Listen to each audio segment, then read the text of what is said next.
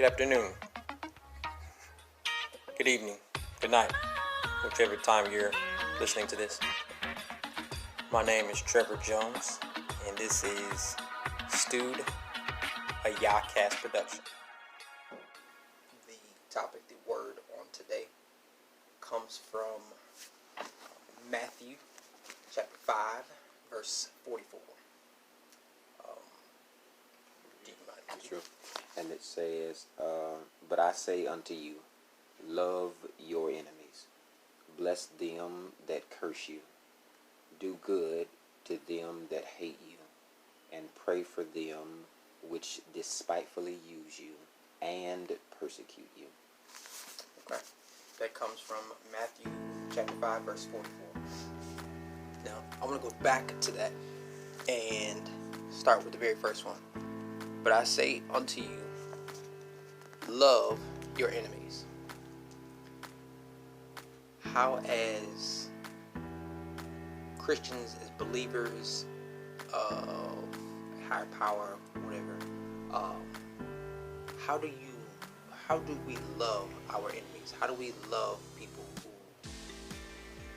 are against us? That would be my understanding of an enemy. Someone who is blatantly against you. How would you love someone like that? I ask you that question and I will give you my interpretation on it. My defining of enemy is different, and I'm not talking about the inside of me. For me, Psalms 23, I think 4 or 5, whichever one it is, it says, the Lord prepares the table before me in the presence of my enemies. And we go through this like the discussion of who am I sitting with that I know don't like me, and I still sit with them. And I'm like, God, I wouldn't sit at the table with enemies. I barely sit with folk that I like. It's like, I know you like them, but they hate you. It's that those are your enemies. Here's the conviction. Can you still love them anyway? Right. And not make them feel uncomfortable as you feed them, knowing that they're eating from your plate but hate it. And like, it's easy to love the white man, the prison guard. It's easy to love people who don't personally affect me. I just see it. But when it hurts you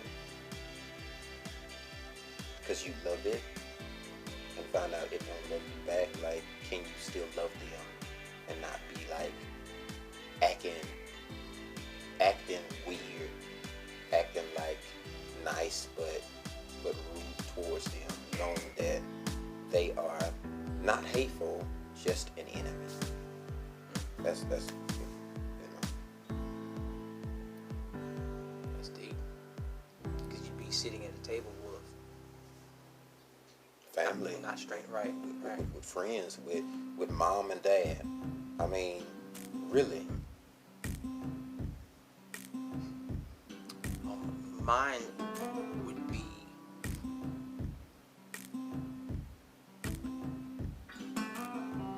loving all those who oppose me in the detriment to me of my death, or my lacking of salvation, or my lacking of taking care of my family, whether that be friends, family, enemies, strangers, whoever. How do we look past their actions and realize that it's not them, that they are being used, manipulated in the spiritual realm, that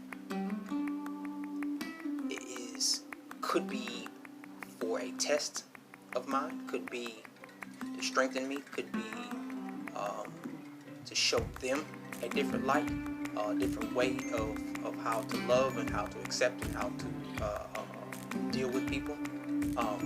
So knowing that I can't hate them, that I have to,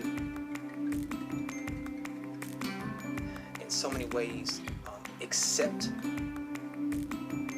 the fact that they look at me this way, the fact that they want to see harm, my demise, the downfall, the destruction, the whatever the case. It's not good.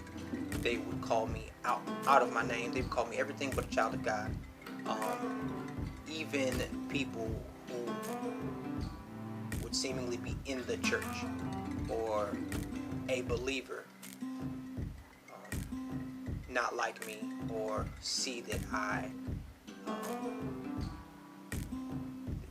no good comes to me. Just learning that it's bigger than me. It's bigger than them. That it's not them. That is why the scripture says we fight not with flesh and blood, but with principalities, the ruler of the darkness in high places. That this stuff is not me. Right. That is why God would say, put on the full armor and stand on His word. Stand there. We can't always go and combat or fight things, because a lot of times we don't even know what we're fighting. We're fighting against things that we can't even see on this side, because it's not on this side. They're being used because they took their armor off. That's why we say we can't even take our armor off at home. Yeah. It's not even a personal attack, but it is a personal attack. The person may not even know that they're doing certain things, but they are. And you can't tell them or say to them, hey, why are you doing this? Why are you doing this? Because they don't even see it. So like the person you're talking to, they're not responding in knowing of what they're doing. They're responding of what are you talking about? I'm not doing anything. So just realizing, I guess it is bigger than me. Well, I want to say, highlight just what you would end with is bigger than me. And the starting of it is, but I say unto you, love your enemy.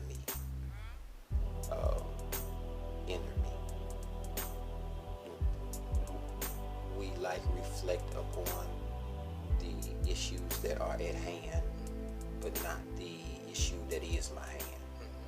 That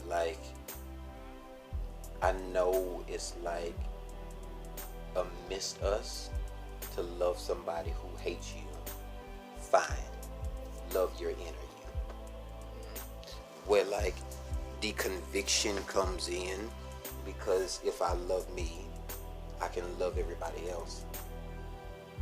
Because you can't love if you hate on the inside. Right. You say the verse,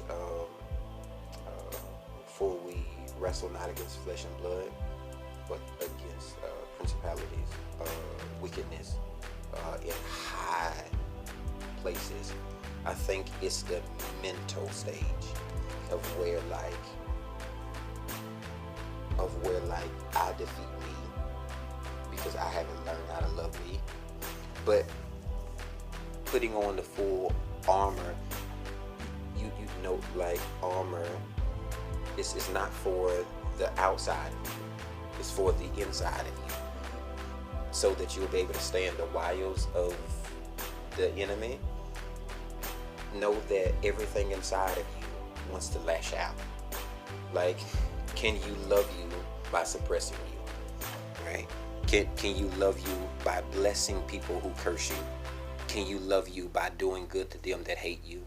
Can you love you by praying for them who despisefully use you, who would kill you, persecute you, make you feel bad?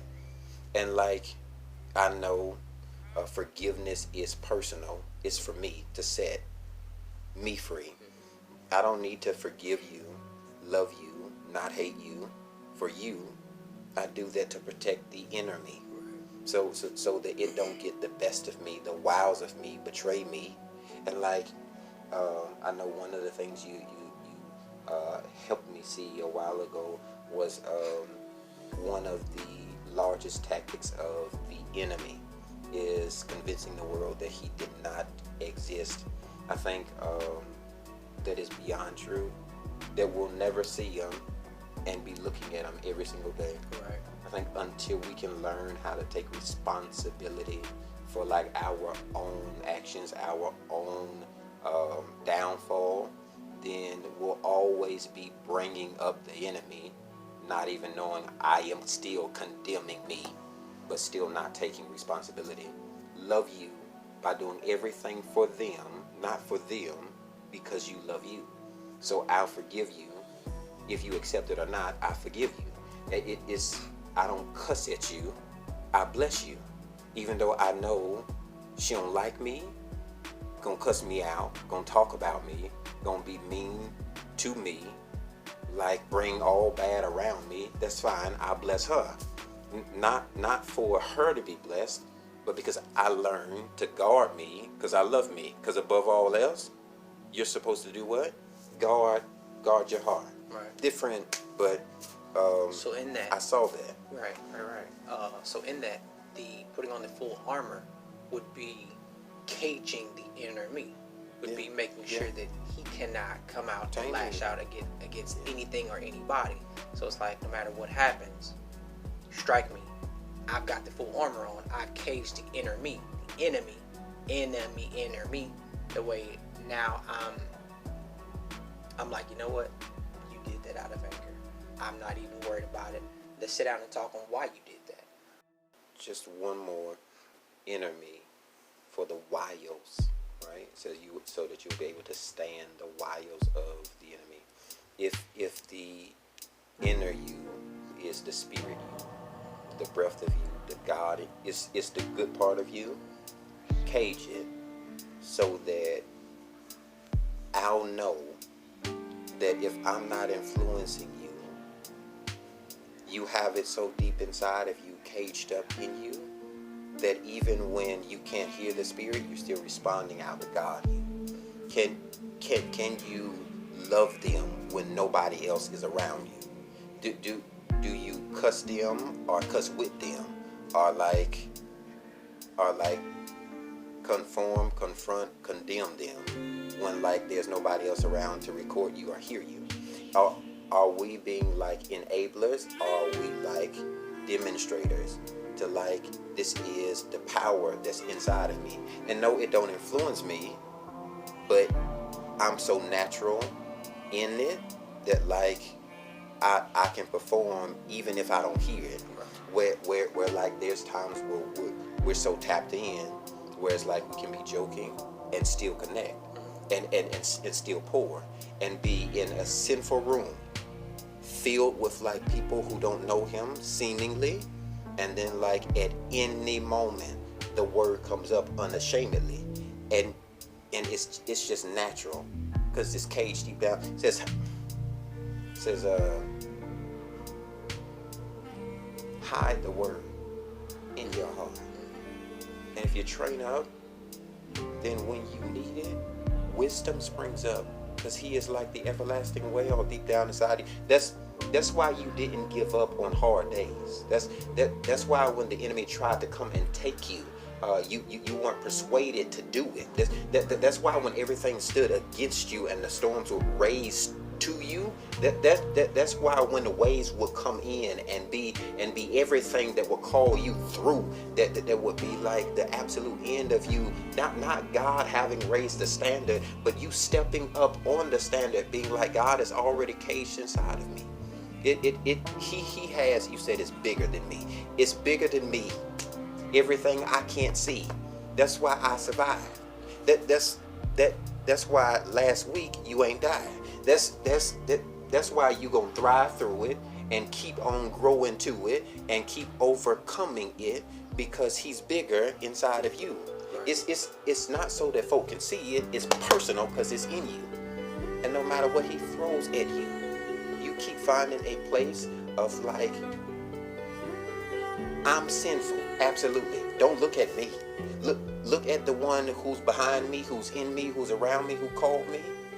So if people get slated, let them get slanted, because they can only see you. But anybody who can connect to the realness can be like, bro, everybody fall. If everybody messes up, we've all sinned.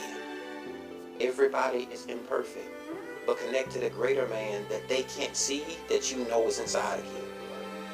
And like Cajun, hide him in your heart, and know that when I need him, even though I've been bad, he's still been good. Even though I've been loose, he's still been caged. And he'll sit there. Was it you said if we invite him into the house, don't tie him to a room. But no, he'll stay there and he'll wait. He'll wait for as long as it takes. You know why? Because he's not tied to time. And he's like interpersonal. But he's in a prison. So whatever you will condemn him to be or condone him of, God either reigns or rests. Hide him in your heart. Love your enemy, both in and outside.